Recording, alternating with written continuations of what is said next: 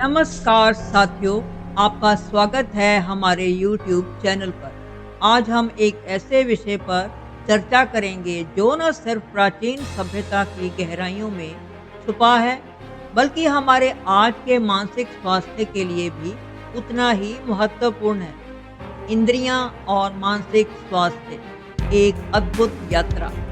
हम बात करेंगे इंद्रियों और मानसिक स्वास्थ्य के बीच के गहरे संबंध के बारे में। क्या आपने कभी सोचा है कि आपकी इंद्रियां आपके मानसिक स्वास्थ्य को कैसे प्रभावित कर सकती हैं? हमारी इंद्रियां जो हमसे जुड़े सभी अनुभवों का दरवाज़ा खोलती हैं, हमें मानसिक स्वस्थ रखने में कैसे मदद कर सकती हैं? आप सभी ने ध्यान और योग का लाभ अवश्य उठाया होगा। क्या आप जानते हैं कि जब आप प्राणायाम करते हैं, तो आपकी इंद्रियां कितनी शांत हो जाती हैं? इससे न केवल मानसिक स्वास्थ्य बेहतर होता है, बल्कि यह हमें एक नई ऊर्जा और ताजगी भी प्रदान करता है।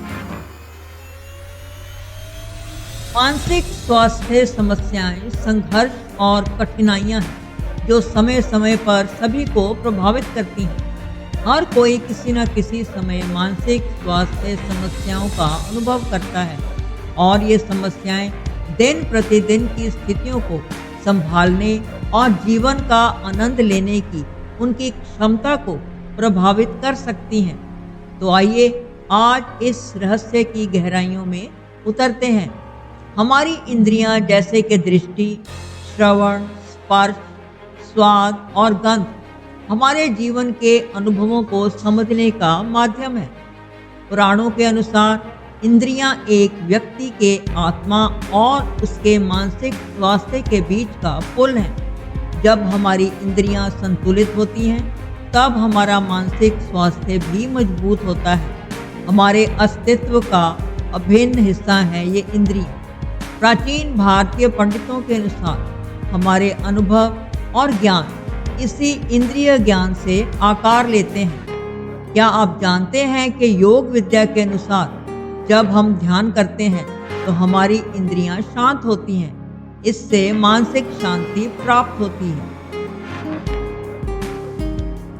इतिहास के अनुसार 19वीं शताब्दी के मध्य में विलियम स्पिट्जर प्रथम व्यक्ति थे जिन्होंने मानसिक स्वास्थ्य को पहली बार स्पष्ट रूप से परिभाषित किया, जिसे सकारात्मक मानसिक स्वास्थ्य को बढ़ावा देने के कार्यों के समकालीन दृष्टिकोण के अग्रदूत के रूप में देखा जा सकता है। विश्व मानसिक स्वास्थ्य दिवस का मुख्य उद्देश्य मानसिक स्वास्थ्य के मुद्दों के बारे में जागरूकता बढ़ाना और मानसिक स्वास्थ्य के समर्थन में प्रयासों को संगठित करना है। यह दिन हर साल 10 अक्टूबर को मनाया जाता है। International journal of social psychiatry में प्रकाशित एक रिपोर्ट के अनुसार भारत में हर चौथा व्यक्ति मानसिक स्वास्थ्य समस्या जैसे चिंता, तनाव, अवसाद आदि से ग्रस्त है। एक पौराणिक कथा के अनुसार एक राजा ने अपने राज्य में भारत के सर्वश्रेष्ठ ऋषियों को बुलाया। ऋषियों ने उसे बताया कि अगर वह अपनी इंद्रियों को संयमित कर लेगा तो उसका साम्राज्य अजेय होगा। इस प्रक्रिया में राजा ने हर इंद्रिय पर ध्यान केंद्रित किया, दृष्टि से लेकर सुनने, स्पर्श और स्वाद तक। उन्होंने पाया कि जिन इंद्रियों को वह नियंत्रित कर पाए, वे उसकी मानसिक स्थिति को और मजबूत कर गई। चाणक्य के अनुसार एक व्यक्ति की मानसिक स्थिति उसकी इंद्रियों की स्थिति पर निर्भर करती है। लेकिन क्या आप जानते हैं, जब हमारी इंद्रियां संतुलित होती हैं तो हमारा मानसिक स्वास्थ्य भी मजबूत होता है। भगवान शिव ने उनके ध्यान के लिए इंद्रियों को नियंत्रित किया और जब उन्होंने अपने नियंत्रण पर काबू पाया तो पूरी सृष्टि उनके चरणों में समर्पित हो गई। क्या यह एक महज कहानी है या इसमें कोई गहरी निर्णय शक्ति छिपी है? भगवान राम ने सीता को खोजने के लिए अपनी इंद्रियों को और प्रज्वलित किया। कैसे उन्होंने अपने चित्त की एकाग्रता से अपने मन के भ्रम को पार किया। यही है इंद्रियों का महत्व। इसी प्रकार इंद्रियों को नियंत्रित करके भगवान राम ने रावण से युद्ध करके उसको युद्ध में पराजित किया। वेदों में इंद्रियों को ज्ञानेंद्रिय और कर्मेंद्रिय के रूप में वर्गित किया गया है। ज्ञानेंद्रिय हमें जानकारी देता है, जबकि कर्मेंद्रिय कार्य करने की क्षमता प्रदान करता है।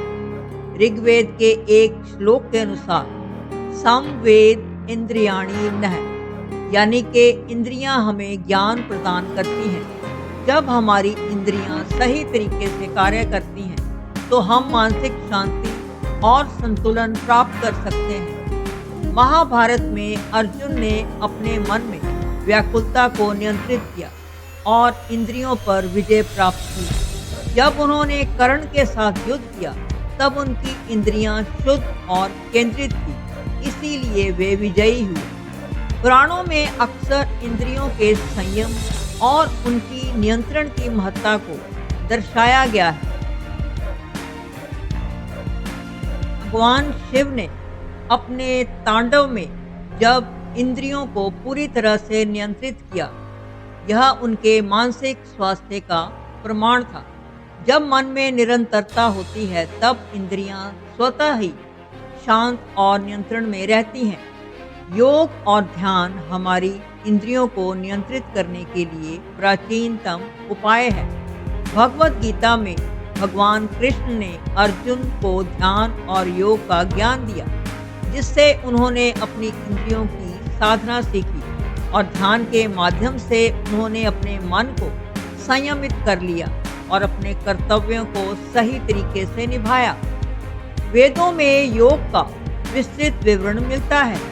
योग सूत्र में पतंजलि ने इंद्रियों के नियंत्रण को ध्यान के अभिन्न अंग के रूप में बताया है।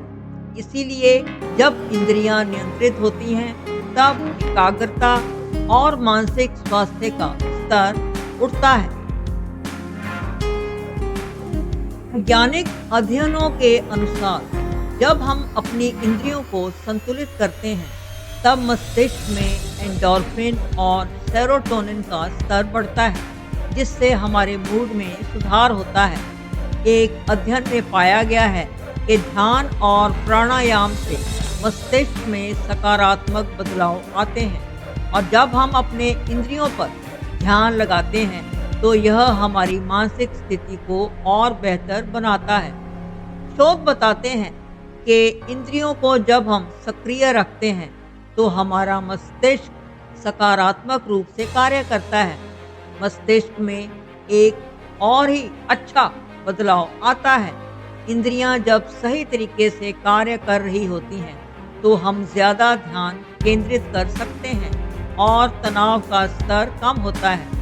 क्या आपको पता है, मस्तिष्क की प्लास्टिसिटी का यह सिद्धांत हमें बताता है कि हम अपनी मानसिक स्थिति को अपनी इंद्रियों के माध्यम से बदल सकते हैं। मानसिक स्वास्थ्य के लिए नियमित ध्यान और योग जो इंद्रियों को नियंत्रित करता है, न केवल मानसिक शांति लाता है बल्कि संज्ञानात्मक क्षमताओं को भी बढ़ाता है।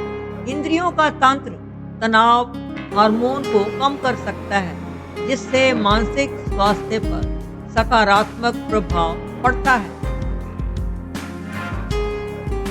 हम सभी चिंता और भय, अनिश्चितताओं, नुकसानों के साथ जीते हैं जो हमें दुखी करते हैं और दबाव जो हमें तनावग्रस्त महसूस कराते हैं। प्रकृति का हम पर वास्तव में शांत प्रभाव हो सकता है। प्रकृति के उपचारात्मक प्रभावों से सर्वोत्तम लाभ प्राप्त करने के लिए अपने आसपास की चीज़ों के प्रति अपनी इंद्रियों को समायोजित करने का प्रयास करें। अपनी नींद से अधिक लाभ उठाएं। जो कोई भी नींद से जूझ रहा है वह जानता होगा कि इससे शरीर, मन और जीवन का सामना करने की क्षमता पर क्या फर्क पड़ता है। चलते रहें और हमारे शरीर तथा मन एक दूसरे से जुड़े हुए हैं, इसलिए शारीरिक रूप से स्वयं की देखभाल करने से हमें मानसिक स्वास्थ्य से जुड़ी समस्याओं से बचने में भी मदद मिलती है। अपने शरीर को गतिशील रखना, उदाहरण के लिए खेल-कूद, बागवानी, नृत्य, साइकिल चलाना, कुत्ते को टहलाना, सफाई करना या जिम जाना। स्वस्थ भोजन खाएं। भोजन और पेय हमारे शरीर, मस्तिष्क और मनोदशा को प्रभावित करते हैं, चाहे वह अच्छा हो या बुरा। दयालु बने और एक बेहतर दुनिया बनाने में मदद करें। नए अनुभवों के प्रति जिज्ञासु और खुले दिमाग वाले बने। आगे आने वाली चीज़ों की योजना बनाएं। जीवन हम पर अनेक प्रकार की चुनौतियां लाता है। कठिन समय में हम निराश महसूस करते हैं तथा भविष्य के लिए योजना बनाने की ऊर्जा नहीं बचती। अपनी भावनाओं को समझना और प्रबंधित करना सीखें। बहुत अधिक परेशान होना हमारे जीवन में बाधा उत्पन्न कर सकता है, जिससे स्पष्ट रूप से सोचना, काम करना, आराम करना, अध्ययन करना, सोना या अन्य लोगों के साथ व्यवहार करना कठिन हो जाता है। अपने मानसिक स्वास्थ्य की रक्षा करना जितना आप सोचते हैं उससे कहीं ज़्यादा आसान है। हम सभी इसे हर दिन कर सकते हैं और सरल गतिविधियों से जो हमें अच्छा महसूस करने में मदद करती है, हम जीवन का बेहतर ढंग से सामना करने में सक्षम होते हैं। एक बेहतर जीवन आत्म प्रेम, आत्मविश्वास बढ़ाने का सबसे अच्छा तरीका है। मानसिक और भावनात्मक रूप से फिट रहने से किसी के आत्मसम्मान और आत्मविश्वास को बढ़ावा मिल सकता है, जिससे उसे तनाव से निपटने और प्रतिकूल परिस्थितियों से उबरने की क्षमता मिलती है। नए कौशल सीखने, अच्छा जीवन संतुलन बनाए रखने, स्वस्थ रिश्ते बनाने और बदलाव के अनुकूल होने की इच्छा अच्छे मानसिक स्वास्थ्य के कुछ प्रत्यक्ष परिणाम हैं, जो निश्चित रूप से किसी व्यक्ति के आत्मविश्वास और आत्मसम्मान के स्तर पर बहुत बड़ा प्रभाव डालते हैं। साथियों, हमने देखा कि इंद्रियां और मानसिक स्वास्थ्य का संबंध बहुत गहरा है। पुराणों से लेकर विज्ञान तक यह एक ऐसा संबंध है जो हमारे जीवन की गुणवत्ता को प्रभावित करता है। क्या आप इस संबंध को अपनी ज़िंदगी में लागू कर सकते हैं? आपकी इंद्रियां आपकी शक्ति हैं। इन्हें जागरूक रखना आपके मानसिक स्वास्थ्य का अभिन्न हिस्सा है। हमें बताएं कि आप अपने मानसिक स्वास्थ्य को कैसे बनाए रखते हैं। अगर आपको यह वीडियो पसंद आया हो तो कृपया इसे लाइक, शेयर और सब्सक्राइब करें और टिप्पणी में बताएं कि आप अपनी इंद्रियों के स्वास्थ्य के लिए क्या कर रहे हैं। अगली बार हम एक और गहन विषय के साथ लौटेंगे। तब तक अपनी इंद्रियों का ख्याल रखें और मानसिक स्वास्थ्य को प्राथमिकता दें। धन्यवाद।